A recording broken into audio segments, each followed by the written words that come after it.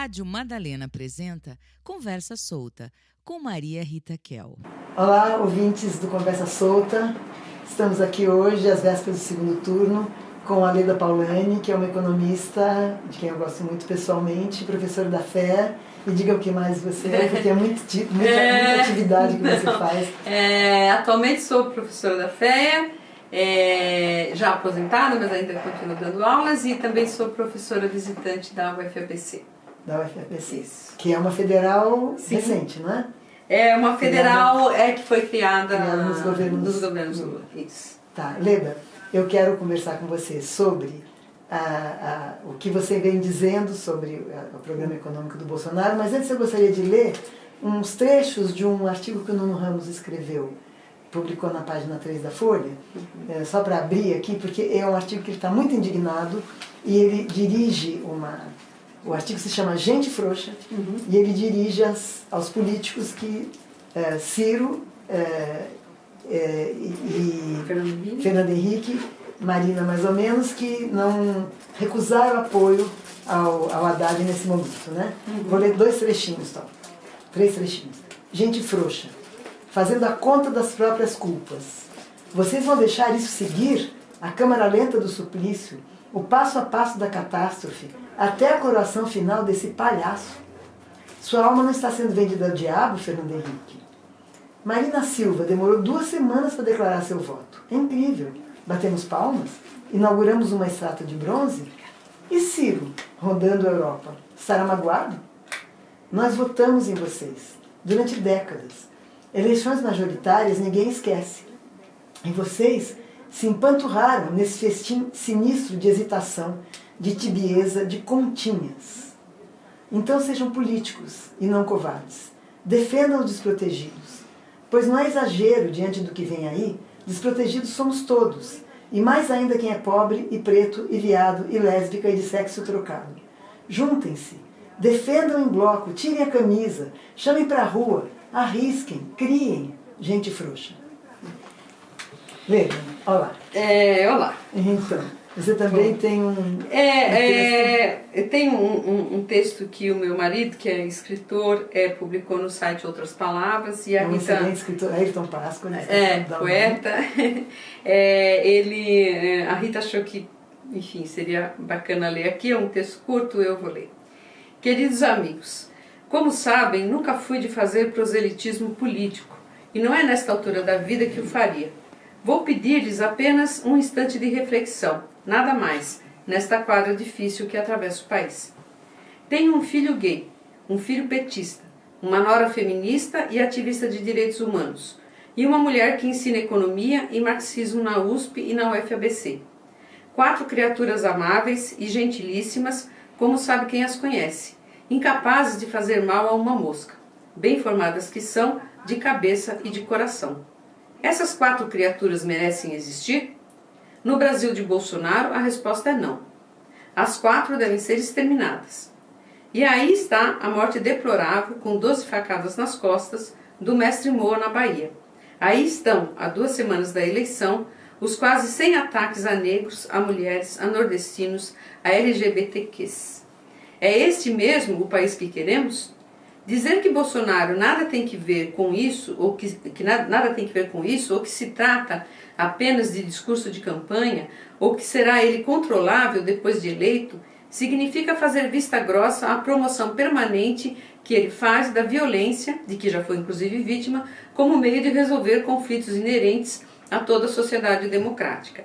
Significa fazer vista grossa às crescentes milícias que vem fomentando seu discurso de ódio e sua campanha odiosa, as quais milícias aterrorizam e insultam e agridem a quem pensa ou reputam diferente, tudo com a cobertura de nossa polícia, cuja formação infelizmente autoritária defende tais grupos.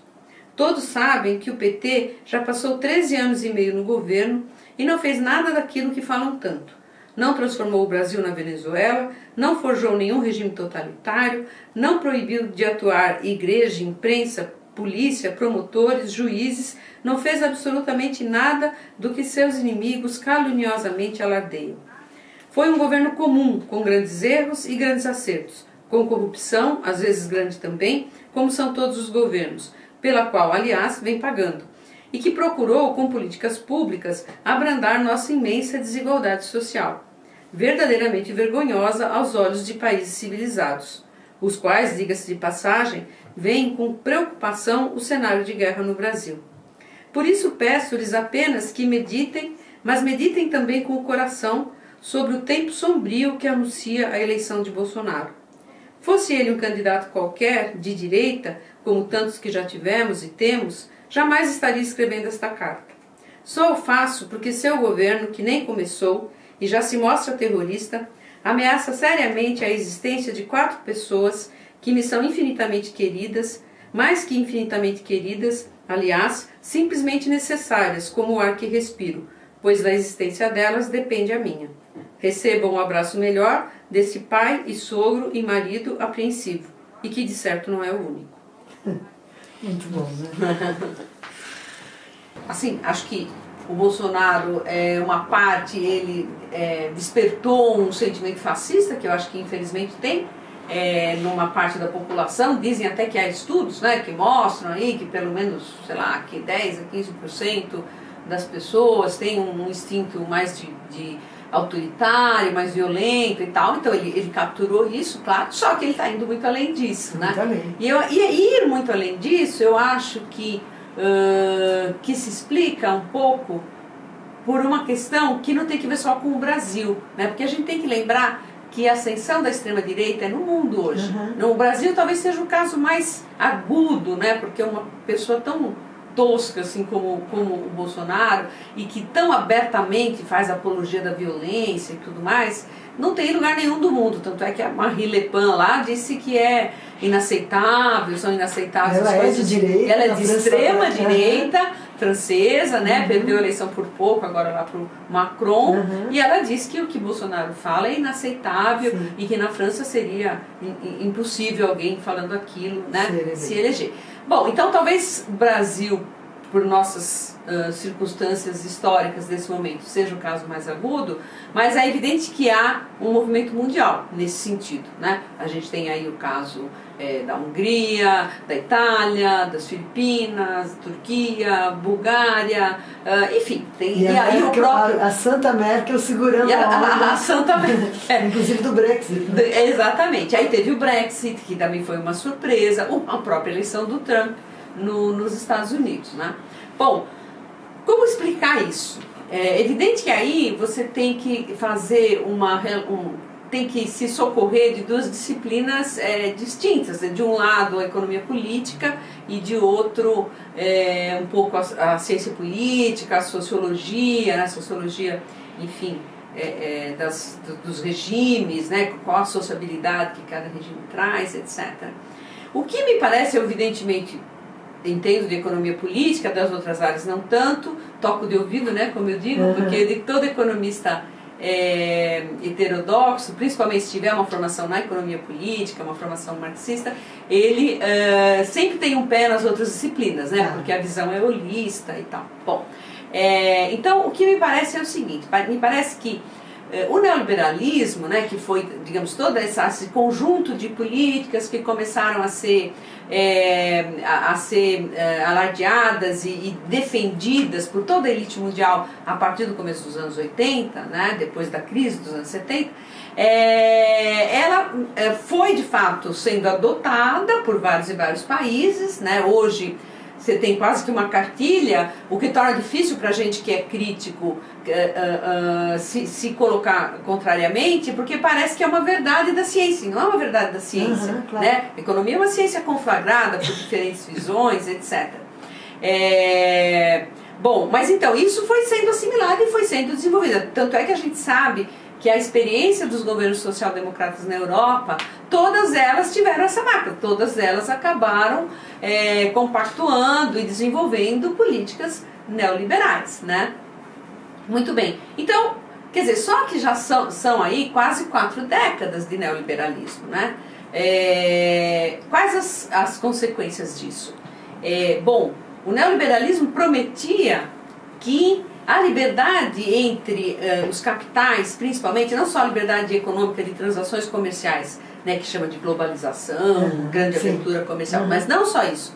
fundamentalmente a liberdade entre os capitais, né, promoveria o desenvolvimento no mundo. Né? Tinha esta teoria, uma teoria que se chamava, o principal autor, um tal de McKinnon, a teoria da repressão financeira.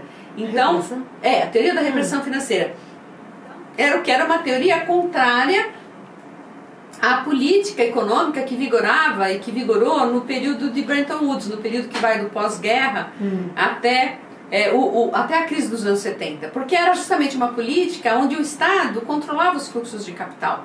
Né? Então você tinha controle de fluxos de capital, era uma regra, todo mundo tinha controle de fluxos de capital, para justamente diminuir a vulnerabilidade das economias nacionais aos fluxos muito erráticos e aleatórios dos capitais, que vão para lá e vão para cá e tal.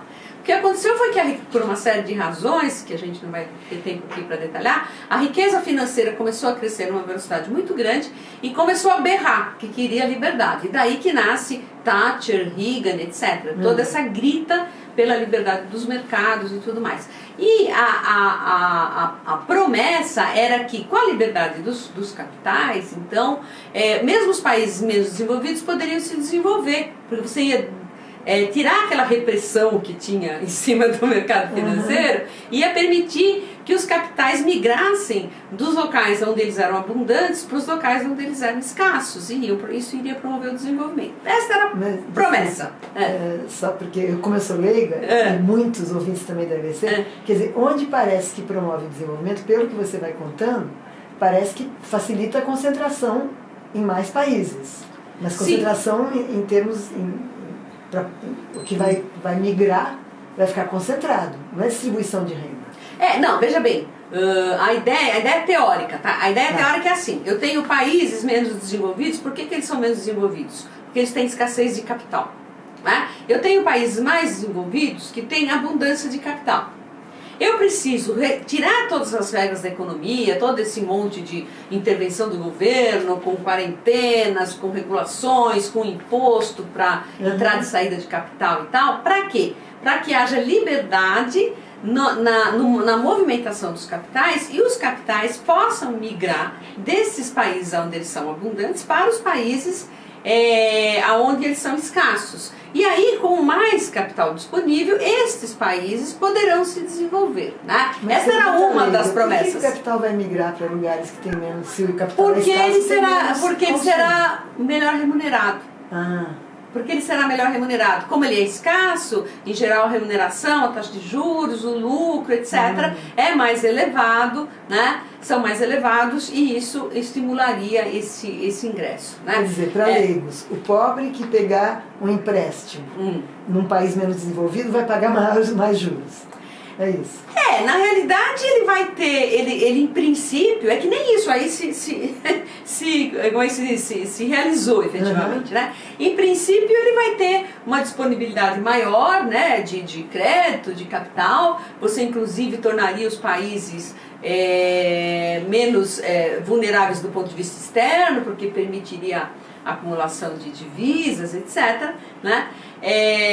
Mas enfim, prometia isso, mas isso não aconteceu. Né? Os capitais, tirando a China, mas a China é um caso muito especial, na realidade assim, 3/4 dos capitais do que vai pro mundo dos emergentes, do mundo não desenvolvido, vai para a China.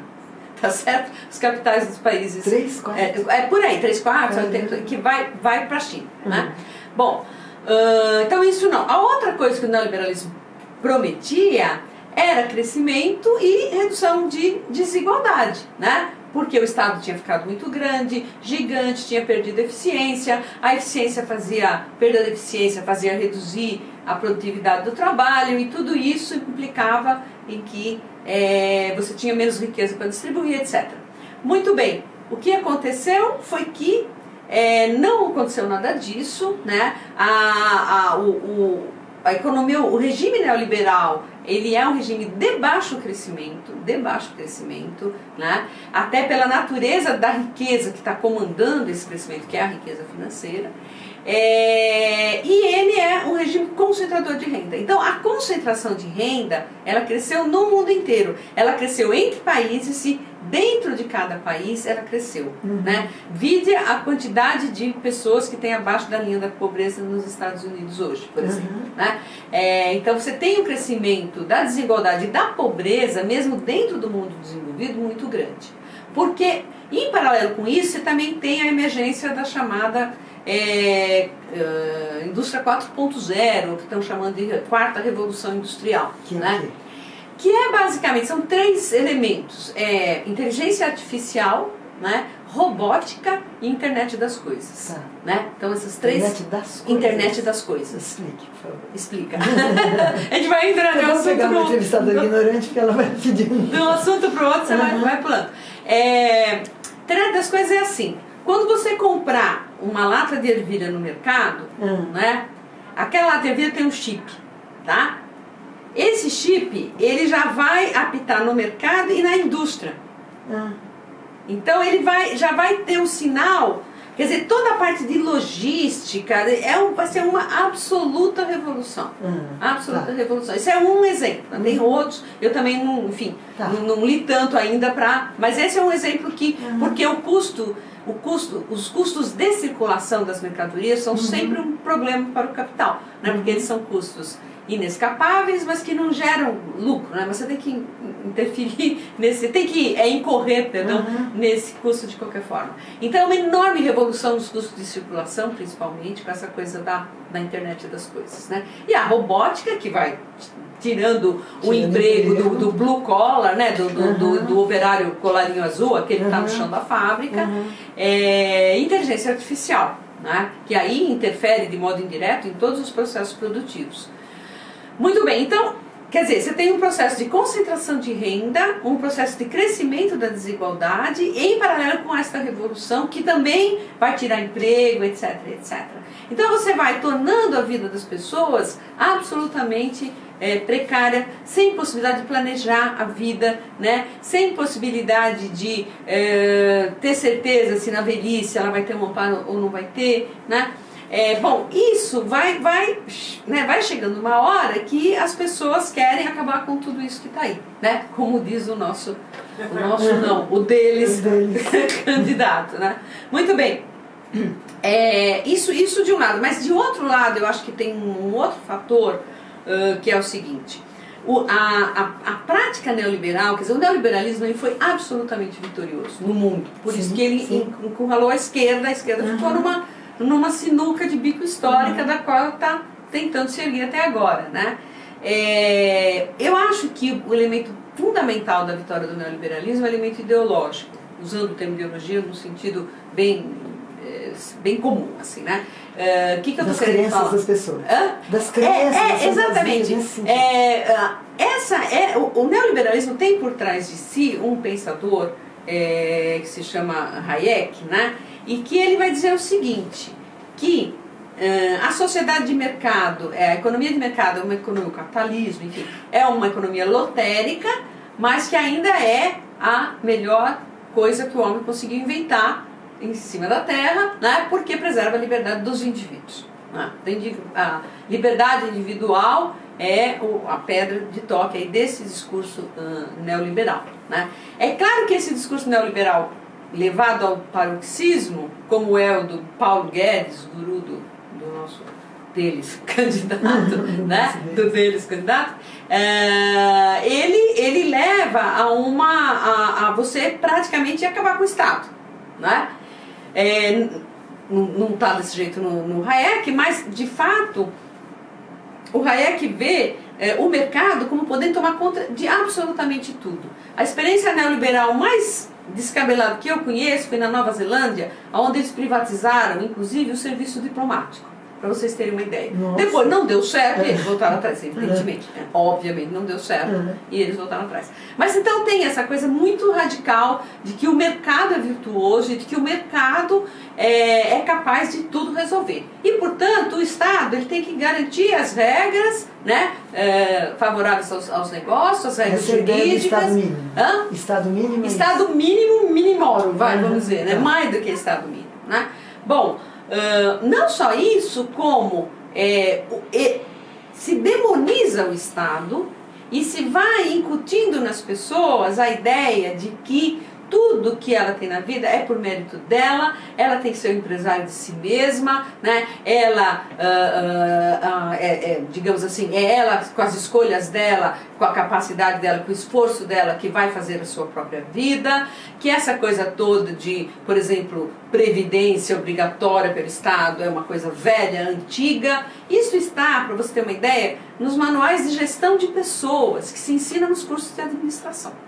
Eu tenho um orientando que fez tese sobre isso, né? E ele fez uma análise dos manuais de gestão de pessoas com essa perspectiva crítica e está lá, né? Então você vai incutindo isso nas pessoas. Sei que é gestão de pessoas. Gestão de pessoas é administração de recursos humanos, vamos dizer assim. Antiga, mudaram de nome, agora tudo é gestão, né? Então é gestão de pessoas. Então você vai... Então isso foi pegando nas pessoas, foi entrando, entendeu? Enfim, você está falando de pessoas que têm essa informação. Vai entrando nas pessoas... Não, de modo geral a ideia, de modo geral. Quando ela vira ideologia. Com o quê? Exato, quando ela vira ideologia. Complexo. Tem uma socióloga americana, chama-se Nancy Fraser, talvez você já tenha ouvido, né? E ela uma vez escreveu o seguinte, quer dizer, qual a razão desse sucesso tão grande dessa ideologia neoliberal? E tem vários autores que estão escrevendo sobre isso, filósofos, o Dardot e Laval, tem um outro francês que é o Dufour, o Roberto Dufour, e a Nancy Fraser é americana, e ela escreveu o seguinte, ela disse o seguinte, olha, a direita foi muito bem sucedida, né? O pensamento de que o mercado é virtuoso, etc., ao capturar as pautas da esquerda. Né? Então, por exemplo, a questão de gênero, a questão feminina, a questão de raça, né? Então hoje, ela diz assim, por exemplo, uma empresa, ela faz uma grande vitrine dela quando ela pega um negro e coloca na vice-presidência da empresa, um gay, né? E coloca lá numa alta gerência, num alto cargo, né? E aí ela diz, e a esquerda aplaude isso, como se isso fosse vitória, né? Diz, não, a gente tinha que estar brigando, porque o que está errado aí é essa ideologia da concorrência, do melhor é o melhor e quem ganha, ganha. É isso que se chama de the winner takes all, né? Quer dizer, o ganhador leva tudo. Então, essa ideologia...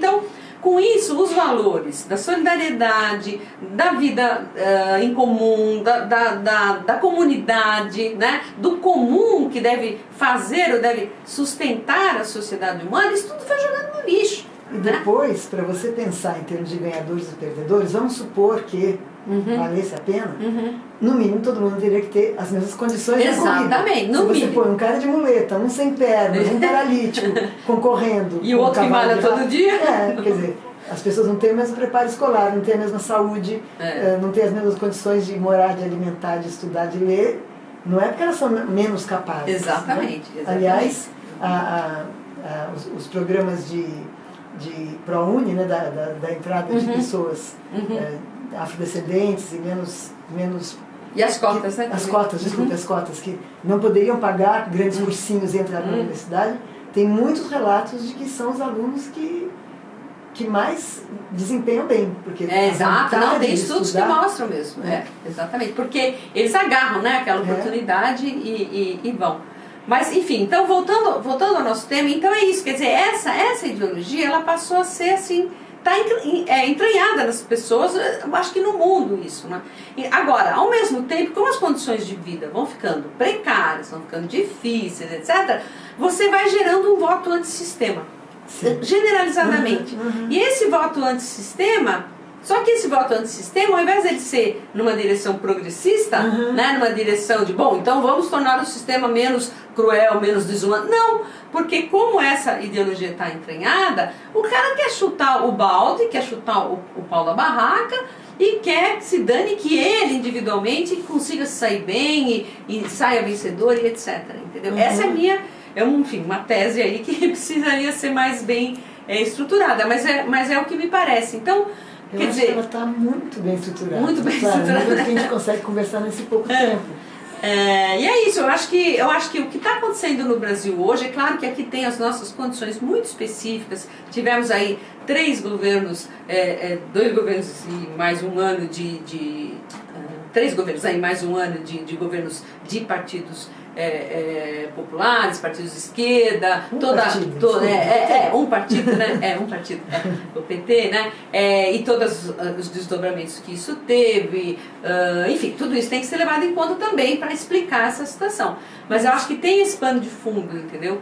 Mas desculpe, por que isso poderia explicar esse retrocesso se os governos do PT tiraram o Brasil do mapa da fome, ajudaram a colocar muita gente que não teria condições econômicas a entrar nas universidades, enfim, criaram cotas para afrodescendentes, fizeram programa mais médicos para ir para comunidades, não só para fora, mas também para comunidades carentes. Eu tive pacientes que trabalharam em favelas, em lugares que não tinha atendimento médico. Por que os governos do PT criaram as condições? Deve ter um outro contraponto que a gente, eu e os ouvintes, não estamos sabendo qual é.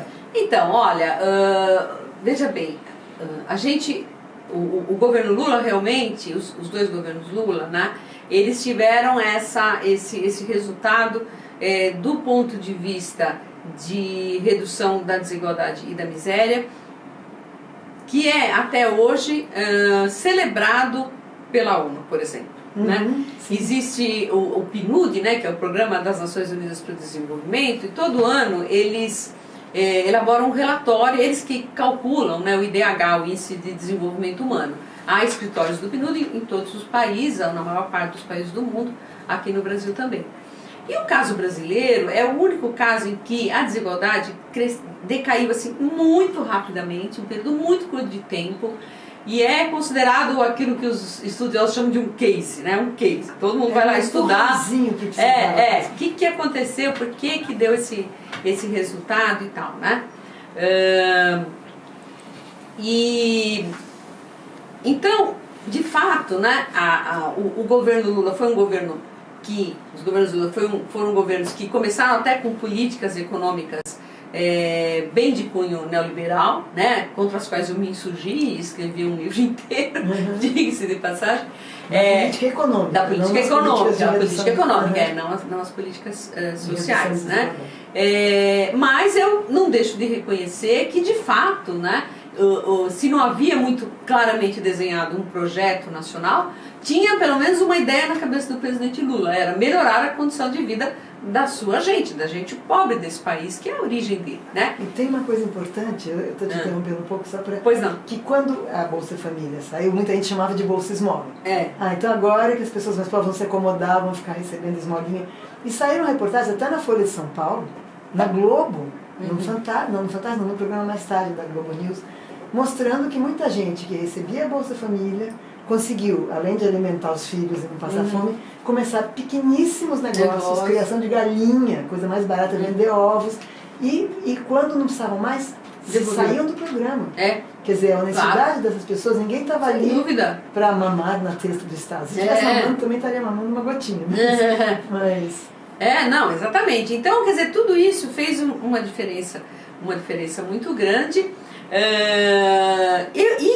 Assim, do ponto de vista político, me parece que as elites brasileiras e os seus partidos, os partidos que as representam, nunca aceitaram, de fato, nem o PT e nem o governo Lula. Mas como era democracia, não havia o que fazer, né? Então já foi havendo uma tentativa, aí desde lá, da época do mensalão, não que não houvesse problemas, eu acho que há problemas, tem que ser resolvidos, corrupção é uma coisa séria, tem que ser combatida. Mas você acha que no capitalismo a política funciona sem corrupção?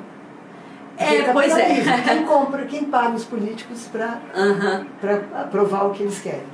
Né? Pois é, então, acho que eventualmente aqui teve um problema. Será que não tem problema na Alemanha? Será que não tem problema não. Claro. Não, tem problema em todos os lugares, né? Em todos os lugares. Inclusive, por conta da mídia, de toda essa armação que se criou, passa-se a ideia de que o PT inventou a corrupção, né? E que é o partido mais corrupto do Brasil. nem o PT inventou a corrupção, quer dizer, na Petrobras, por exemplo, né, para falar da tal da Lava Jato, havia corrupção desde o tempo dos militares. Isso está escrito, provado, um monte de gente sabe, enfim. Então, mas é bom falar isso na rádio. É bom falar isso na rádio. Exatamente. Tinha corrupção desde o tempo dos militares e, no que diz respeito ao PT, qualquer critério que você pegue para mensurar de alguma forma a corrupção, os partidos por grau de corrupção, por exemplo, de parlamentares indiciados, né? Ou qualquer outro que você queira pegar, tem lá alguns outros critérios. Sempre o PT está lá em 8º, 9º lugar. Qual é o primeiro partido sempre? É o DEM. O DEM e o PMDB, que é o governo atual, é o Temer e as pessoas que o cercam lá, né? O PSDB é sempre o terceiro, às vezes é o segundo, tá certo? O governo dos Quer dizer, a Lava Jato foi para destruir o PT mesmo. Então eu acho que o que aconteceu? O governo Dilma, né, ele já começou numa situação bem mais complicada, porque já estava sob a égide da crise financeira internacional, a crise de 2008, 2009, né, que o Lula driblou muito bem e tal, a ponto de o Brasil crescer 7% lá em 2010, né, o PIB cresceu 7,5%. Só que, de fato, essa crise mundial que houve, ela foi chegando meio em ondas, assim, né? Então ela começou atingindo muito fortemente o centro do sistema. Depois ela pegou os países da periferia do centro, que seriam os países da periferia europeia, né? Portugal, Espanha, Irlanda, Grécia e tal. E finalmente ela acabou atingindo os emergentes, né? Então o governo Dilma, ele começa por aí. E ela então sabe que com essa demanda externa menor, né, por conta da crise e tudo mais, e com o investimento privado muito baixo, ela precisaria tentar reativar esse investimento, né? E o consumo, ele estava também já constrangido, porque uma das formas de driblar o impacto da crise aqui foi aumentar em muito o crédito, né? E o nível de endividamento das famílias já estava batendo num teto, vamos dizer assim, né? Então ela fez uma série de políticas que, a meu ver, algumas delas equivocadas e que acabaram não dando resultado, né? O investimento privado não reagiu. Para fazer, principalmente a política que eu acho mais equivocada que ela fez foi a questão da desoneração das folhas, né? Os investidores, os empresários não investiram coisíssima nenhuma, pegaram esse respiro e pagaram dívida, enfiaram no bolso, aumentaram margem de lucro, enfim, né? E acabou que cortou o investimento público para poder fazer esse incentivo ao investimento privado, não funcionou, né? E ela não conseguiu, inclusive, manter aquilo que ela queria, que era a taxa de juros baixa e um câmbio mais desvalorizado, né?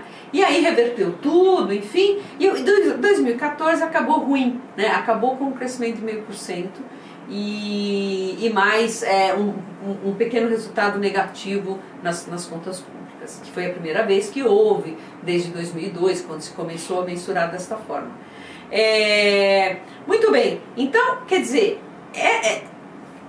quando ela assume, quando ela ganha, aí quando eles esperavam que desta vez eles iam ganhar, porque o PT tinha ganho 3 eleições presidenciais, esta quarta eles achavam que impossível, que ela não ganharia, né, porque estava nesse ambiente de crise, ela muito criticada, teve todo um terrorismo que foi feito em cima desse resultado negativo das contas públicas. Eu até escrevi sobre isso, de terrorismo econômico, que sempre eles usam uma arma, né, o terrorismo econômico.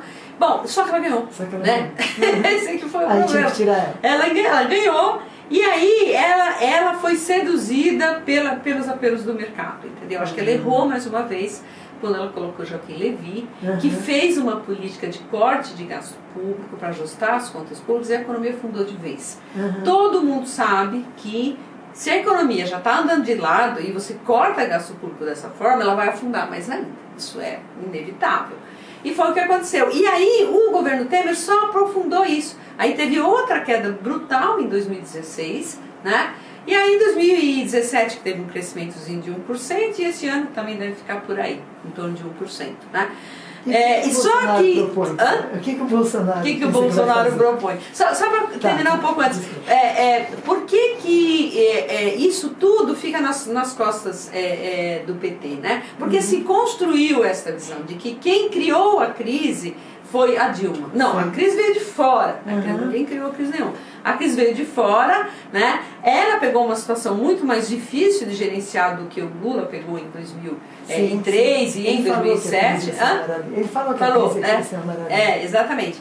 E, enfim, e aí, de fato, a coisa foi ficando mais complicada. O que complicou de vez a crise foi que também algumas coisas que ela tentou fazer em 2015, mesmo lá com o Joaquim Levy, já havia aquela briga dela com a Câmara, com o Eduardo Cunha, e eles ficaram, e o PSDB junto, né, os tucanos, ficaram fazendo pautas bomba o tempo todo e tal, e de modo que construíram essa ideia de que foi o PT que levou o país a esse buraco. Eles não aprovam o que levou o país a esse buraco foi insistir na política que eles defendem, que é essa política que a gente chama de austericídio, né?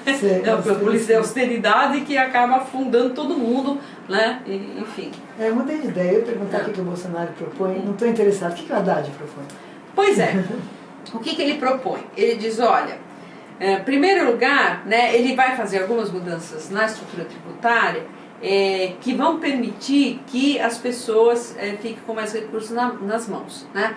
Ele vai isentar as rendas até 5 salários mínimos. Hoje, a partir de 2 salários mínimos e meio, por aí, você já paga imposto de renda, que é ridículo, né? É um nível de renda muito baixo para você pagar imposto de renda, né? Isso faz um buraco muito grande? Isso faz um rombo muito grande? Isentar até 5? Vamos supor que ele não tinha... Não, veja bem, aí ele compensa isso tributando um pouco mais os de cima, né? Então não vai aumentar a carga tributária, vai distribuir ela de outra forma, né? Bom, isso já vai gerar, digamos, um poder de compra a mais, e realmente o consumo sozinho, ele não consegue puxar a economia, ele não tem autonomia, porque ele depende do próprio produto e da própria renda. Mas se o consumo aumenta, a sinalização que o sistema de preços dá para quem toma as decisões de investir melhora, e aí começa a haver investimento, e aí o investimento sim é que é capaz de sustentar o crescimento, né? Até porque o investimento, se você não tem investimento, ou se você tem anos a fio de investimento muito baixo, como que nós estamos tendo, você compromete o desenvolvimento futuro, porque você não vai ter base material para crescer, né? Muito bem, então ele vai estimular o consumo e tentar fazer, né, aquilo que a gente chama de efeito multiplicador, girar e começar a erguer a economia. Isso é uma coisa. A outra coisa é retomar os investimentos públicos, né? Os investimentos públicos tem muita obra parada, e os investimentos públicos, eles têm um poder de geração de emprego muito alto, porque em geral são empregos na área de construção civil, etc., que é mão de obra intensiva, né? Uma indústria, né? Se chama de indústria, construção civil, ela é classificada como indústria nas contas nacionais, mas ela é mão de obra intensiva.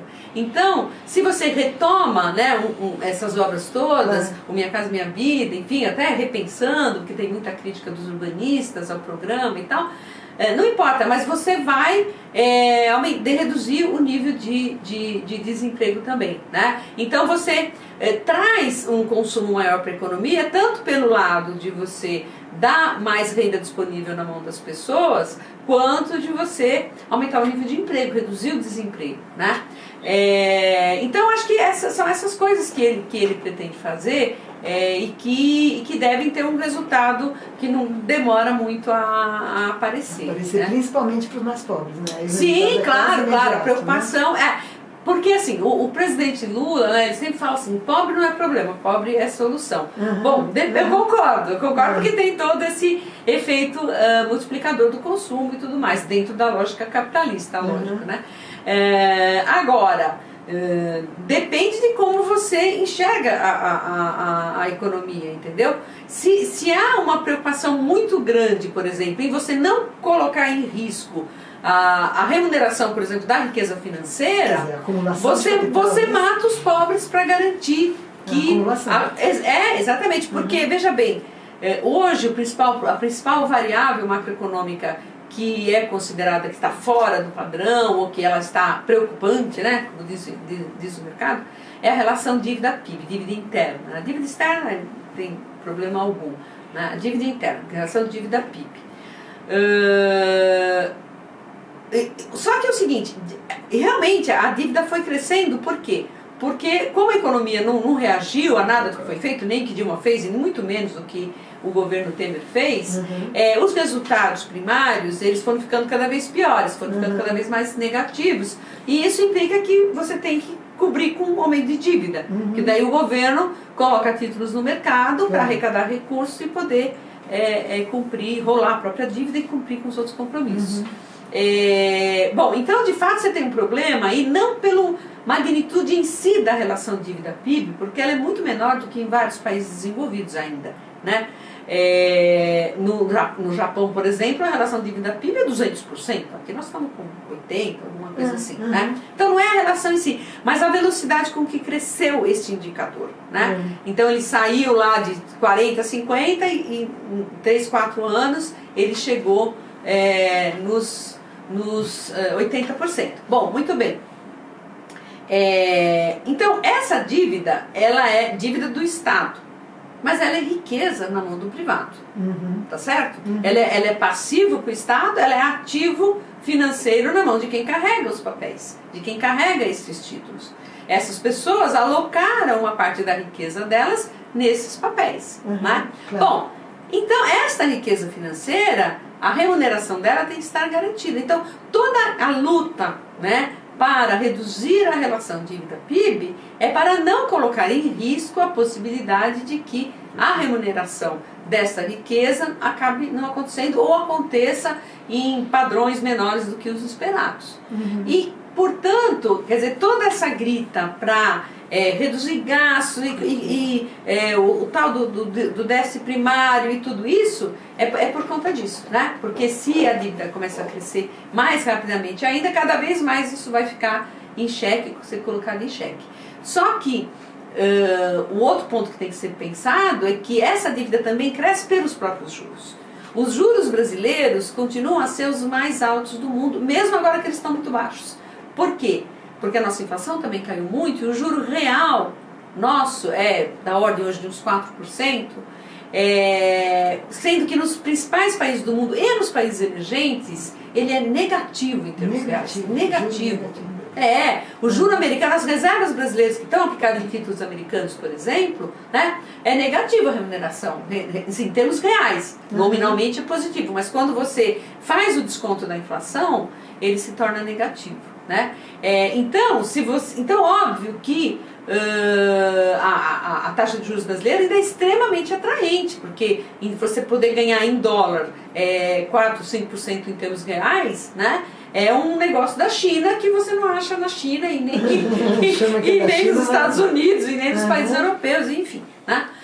Então, agora, não só isso, como foram aí, já são pelo menos 2 décadas e meia de taxas de juros reais absurdas no Brasil, absurdas. Então esse tamanho de dívida se deve à permanência dessas taxas.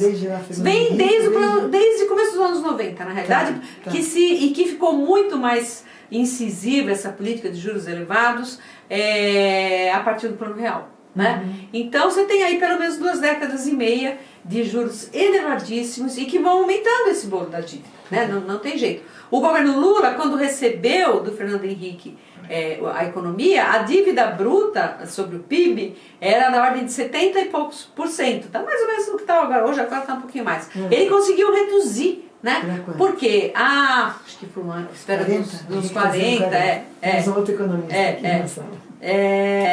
Mas o fato é que então reduziu para 40, porque a economia foi muito bem, né? A economia mundial estava indo muito bem, o preço das commodities estourou, mesmo com o nosso câmbio valorizado, os nossos superávites comerciais ficaram muito grandes. Foi aí que a gente conseguiu, né, fez a política correta de acumular reservas, que hoje nos dá uma segurança de que a gente não vai enfrentar, por exemplo, a situação difícil da Argentina, né? A Argentina hoje está numa situação terrível e isso não tem possibilidade alguma, a menos que se faça muita maluquice, de acontecer com o Brasil, né? Porque a gente tem hoje um nível de reservas para as nossas relações externas que é absolutamente confortável. Então, nesse período se conseguiu fazer muito superávit primário e foi reduzindo a relação dívida-PIB. E depois, com a crise, tudo entornou de novo, entendeu? E aí começou a crescer outra vez. Então, mas tudo isso que você diz faz sentido pensar por que os ricos apoiam o Bolsonaro e votam em Bolsonaro. E os pobres? Então, os pobres, eu acho que tem que ver, para mim, tem que ver um pouco aquilo que eu disse antes, né?